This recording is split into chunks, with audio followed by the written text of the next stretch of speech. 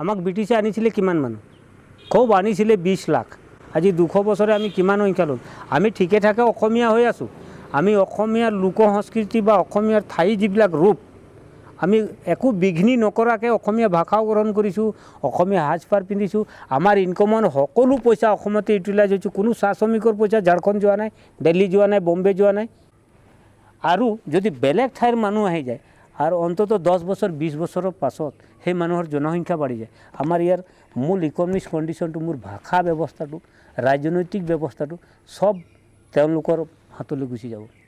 কাৰ যোগেদি তেওঁলোকে যদি কিবা মানুহ আনিব লগা হয় বা কিবা কৰিব লগা হয়, ভাৰতৰ আন আন দেশতো বহুত আছে, কেৱল অসমকে কেলে ঝালোৰ মাৰাৱা কেকৰ লাগিনি কিৰে আয়ো, ঝালোর মারাওয়া কে করলা কিনি আয়ো রুদনলা গায় হরে রোদনলা গায় কে করলা গিনি আয়ো রোদনলা গায় হরে রোদনলা গায়।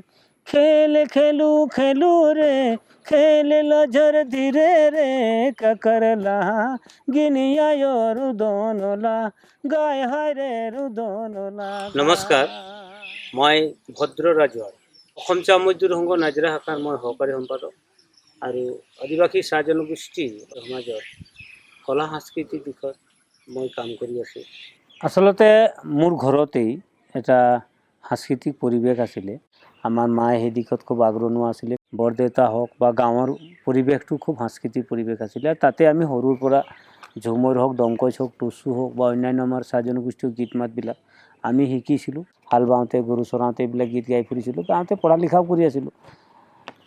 1996 মানত মই ৰেডিঅ'ত গান গাবলৈ সুযোগ পালোঁ। কণ্ঠ পৰীক্ষা দি পাছ কৰিলোঁ আৰু গান গাই আছোঁ। প্ৰায় 100টামান জাতিগোষ্ঠীৰ লোক চাহ জনগোষ্ঠী সমাজত সংযোগ খাই আছে।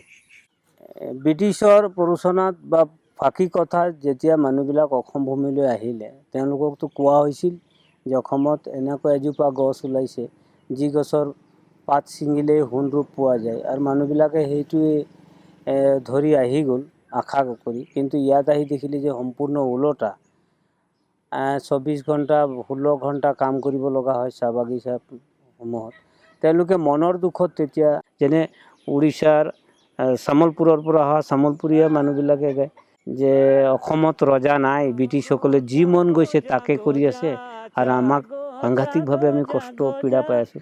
আসামো দেশৰে নাহিনী ৰজা ততে চাহাবু মাৰিছে মজা, হায়ৰে নাগৰ বৰয়ৰে সজনী মোৰ চাহাবু ততে চাহাবু মাৰিছে মজা, চাহাগো ছাগো জাগো যা চাহাগো ছাগো জাগো যা।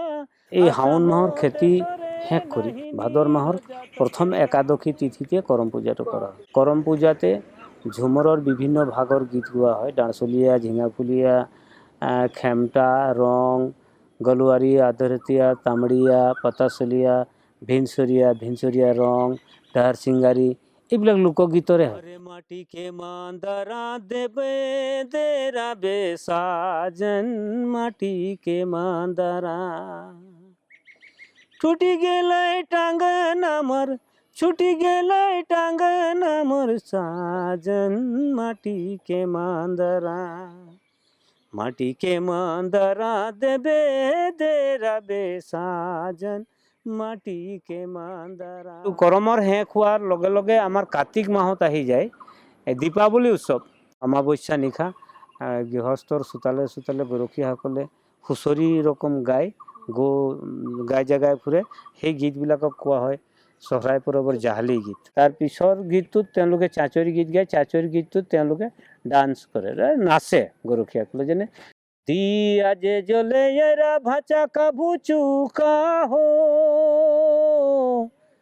মানবা কাছাড়া নাহি মিলে, শীতল খাটিয়া মে ফুটল ভরসিয়া, সুতল যে কুকুৰ চামা। পুহ আৰু মাঘৰ যিটো সংক্ৰান্তি, তাত আহি যায় আন এটা কৃষিভিত্তিক পূজা, টুচু পৰৱ।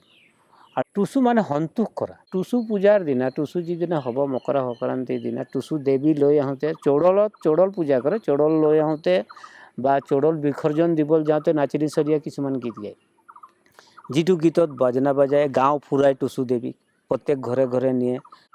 আয়না কিনতে বায়না দিলাম তবু আয়না পাইলাম না, আয়না কিনতে বায়না দিলাম তবু আয়না পাইলাম না, তোদের টুসু ও ভাগিনী আয়না দেখতে পাইলাম না।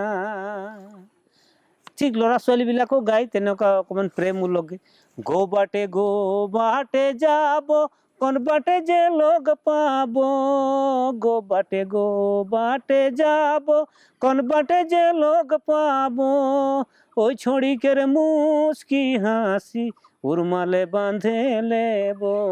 আমি চাহ জনগোষ্ঠী হিচাপে 90ৰ ভিতৰত কোটিৰ ঘৰত মানুহ আছোঁ আমি সৰু বৰ লৈ, কিন্তু কৰম পূজাত বা আমাৰ কিবা পূজা পৰ্বত চৰকাৰী হলিডে পালন কৰিব বিচাৰিছেন ভুল নুবুজিব। কাৰো সংস্কৃতি কোনো জাতিৰ সংস্কৃতিটো মই বেয়া নাপাওঁ। ছট পৰৱৰ বনটো পালন হৈছে, কোনে কৰিছে এইটো? মই তেওঁলোকক দিয়াৰ বাবে ভাল পাইছোঁ, কিন্তু আমাকতো দিয়ক। এটা সাংস্কৃতিকভাৱে আন মানুহবিলাকো গম পাওক এইটো যে কৰম পৰৱৰ বাবে বন্ধ দিছে আৰু সেইটো চাহ বাগানৰ মানুহবিলাকে এই পৰৱটো পালন কৰে। অসম চাহ মজদুৰ সংঘ 1958তে গঠন হৈছে। চাহ জনগোষ্ঠী ছাত্ৰ সন্থা বা চাহ ছুটনাগপুৰী ছাত্ৰ সন্থা 1947ত গঠন হৈছে। তেওঁলোকেতো সম্পূৰ্ণ সকলো জাতিক ৰিপ্ৰেজেণ্ট কৰিছিলে। তাত আদিবাসী নাছিলে, মুণ্ডা নাছিলে, চাওতাল নাছিলে, ৰাজৱাৰ, কুৰ্মী, ঘাটোৱাৰ, গোৱালা বা কালন্দী বুলি কোনো জাতি নাছিলে। চাহ জনগোষ্ঠী বুলি সব জাতিয়ে বুজাই গৈছিলে। চাহ মজদুৰ বুলি ক'লে সব বুজাই গৈছিলে। এতিয়া কিছুমান লিডাৰে নিজৰ আসন নোপোৱাৰ কাৰণে এটা সুকীয়াকৈ ঠাট বনাই দিছে। ৰাজনৈতিকভাৱে তেওঁলোকক উৎসাহ যোগোৱা হৈছে যে তেওঁলোকে ভাগ হৈ যাওক, তেওঁলোকৰ মূল শক্তিটো মানে কমি আহক। ঠিক আমাক যেনেকুৱা ভাগ কৰিছে আৰু অকণ ওপৰ লেভেলৰ ৰাজনীতি বিভাগে তেনেকৈ তই আহোমৰ ভাগ, তই মিচিঙৰ ভাগ, তই বড়োৰ ভাগ। এইবিলাক যিবিলাক মানে বৃহৎ সংগঠন তেওঁলোকৰ ভুলৰ বাবেও এইবিলাক হৈছে। আমাৰ আৰ্টছৰ ভুলৰ বাবেই হয়তো আমাৰ জাতিটো ভাগ হৈছে। চাহ মজদুৰ সংঘৰ কিবা ভুলৰ বাবেই এতিয়া আদিবাসী হ'বলৈ গৈ আছে। আষাঢ় শ্ৰাবণ মাসে ঘরে ঘরে রোপাভে, এসন ভাদর কে সহনর পাই সামে সজনিল শ্রাবণ ভাদর আসিগে, ভালাই এসন ভাদর কে সনর পাই সামে সজনিল শ্রাবণ ভাদর আসিগে। বাজেট নির্ধারণ হয় চাহ জনগোষ্ঠী কল্যাণৰ বাবে নিৰ্ধাৰণ হয়, আৰু বাজেট ফেল কৰে, নিদিয়ে। মই কেইবাবাৰ দিলোঁ যে মোৰ একাডেমিত ঢোল মাদল কিনিবৰ বাবে পইচা এটা দিয়ক, এমপিকো দিলোঁ আৰু কাৰোবাক দিলোঁ, নিদিলে। এতিয়া আপোনালোকৰ 3000 টকাৰ যিটো স্কিম দিছে বহুত আৰ্টিষ্টে যোগান ধৰিব পৰা নাই। আৰু ইমান শ্বৰ্ট টাইম দি দিয়ে আপোনাক চাওক। 25 তাৰিখে 15 তাৰিখে তেওঁলোকে এডভাৰটাইজমেণ্ট দিছে, 29 তাৰিখে লাষ্ট ডেট। কাষ্ট চাৰ্টিফিকেট বা ইনকম চাৰ্টিফিকেট বিচাৰি যাওঁতে এতিয়াতো লকডাউন, বহু আৰ্টিষ্টে এপ্লাই কৰা নাই। মই মানুহৰ কাৰণে বিশেষ অনুষ্ঠান নকৰোঁ, দিলেতো ভাল পামেই। আমি যে জাতিটোৰ এটা সংস্কৃতি আছে ক'ৰবাত প্ৰচাৰ কৰিবলৈ ভাল পাওঁ, কিন্তু আমাক মাতিছে, আমাৰ অহা যোৱা আমাৰ গোটেই খৰচাটো তেওঁলোকে মাননিটো দিবলৈ যেতিয়া অকণমান কম বেছ দৰ দাম কৰিব লয় তেতিয়া কিন্তু বেয়া লাগে। এটা বাদ্য সাধাৰণতে এটা ঢোল ফাটি গ'লে আপুনি 2-3 হাজাৰ টকা ভৰিব লগা হয়। তো তেওঁলোকক 10,000 5,000 গাড়ী ভাড়াটো দিব, খানা খুৱাই দিম নহয়। উদযাপন সমিতিৰ ভাষ্যবিলাক এনেকুৱা অহা যোৱা গাড়ীটো আমি দিম, খানা খুৱাই দিম, হ'ব নাই? যেন আমি খাবলৈহে পোৱা নাই। ঘৰুৱা পৰিৱেশটো মোৰ ভাল, এইকাৰণে কৈছোঁ যে মই গান গোৱাৰ লগতে মোৰ শ্ৰীমতী, মোৰ পত্নীও গান চান গায় আৰু তাইও ৰেডিঅ' আৰ্টিষ্ট। আমি এনেই যদি কিবা গুণগুণাই থাকোঁ, ল'ৰাটো ফটকৈ ঢোলটো নমাব, বাবা গা, মই বজাইছোঁ। ইয়াৰ মা যদি কিবা গাই থাকে তো মাদলটো নমাব, মা গাচোন, মই বজাইছোঁ। কোনটা গীত তুই গায়ে পারবে সঙ্গে? রেকর্ডিং হতো না।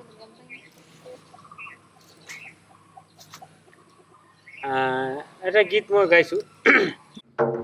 আষাঢ় শ্রাবণ মাসে কাহারিব দরিয়া, তবে বিজলি চমকে ডর লাগে রে শ্যাম নটবর ও ভাই বনমালী রে শ্যাম নটবর যমুনা বুলাই রে শ্যাম নটবর যমুনা বুলাই রে শ্যাম নটবর ও ভাই বনমালী রে শ্যাম নটবর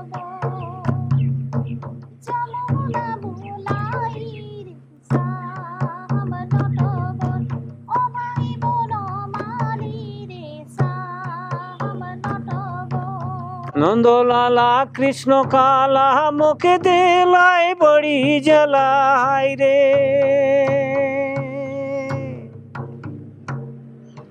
নন্দলালা কৃষ্ণ কালা মুখে দেলাই বড়ি জ্বালাই রে ছাড়ি দেলে ঘোরা ঘুরি যাবই রে শ্যাম নটবর যমুনা বুলাই রে শ্যাম নটবর ও ভাই বনমালী রে শ্যাম নটবর যমুনা বুলাই রে শ্যাম নটবর ও ভাই বনমালী রে শ্যাম নটবর ও ভাই বনমালী রে শ্যাম নটবর যমুনা বুলাই রে শ্যাম নটবর চৈত বৈশাখ মাসে কাহারিব দরিয়া